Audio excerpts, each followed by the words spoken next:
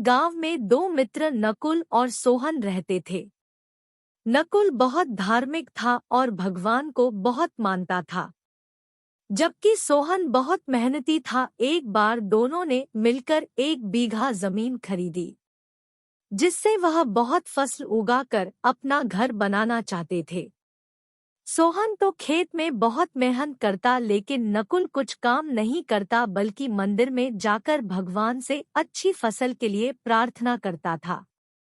इसी तरह समय बीतता गया। कुछ समय बाद खेत की फसल पककर तैयार हो गई, जिसको दोनों ने बाजार ले जाकर बेच दिया और उनको अच्छा पैसा मिला। घर आकर सोहन ने नकुल को कहा कि इस धन का ज्यादा हिस्सा मुझे मिलेगा, क्योंकि मैंने खेत में ज्यादा मेहनत की है। यह बात सुनकर नकुल बोला, नहीं, धन का तुमसे ज्यादा हिस्सा मुझे मिलना चाहिए, क्योंकि मैंने भगवान से इसकी प्रार्थना की, तभी हमको अच्छी फसल हुई।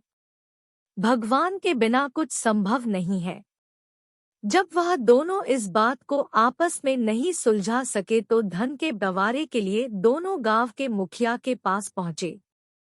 मुखिया ने दोनों की सारी बात सुनकर उन दोनों को एक एक बोरा चावल का दिया, जिसमें कंकड़ मिले हुए थे। मुखिया ने कहा कि कल सुबह तक तुम दोनों को इसमें से चावल और कंकड़ अलग करके लाने हैं, तब मैं निर्णय करूंगा कि इस धन का ज्यादा हिस्सा किसको मिलना चाहिए।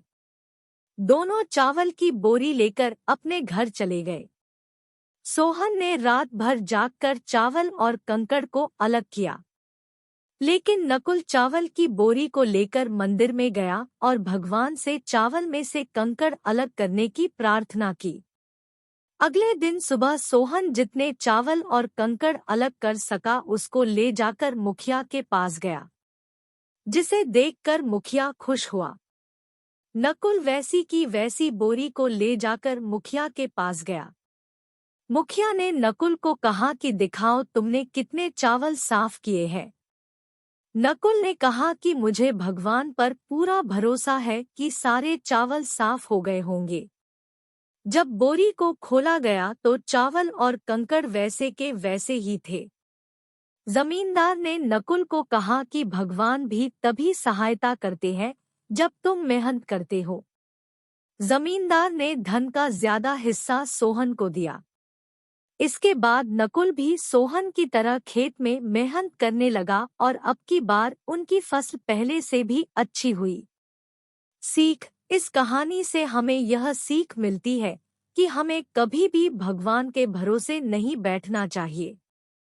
हमें सफलता प्राप्त करने के लिए मेहनत करनी चाहिए।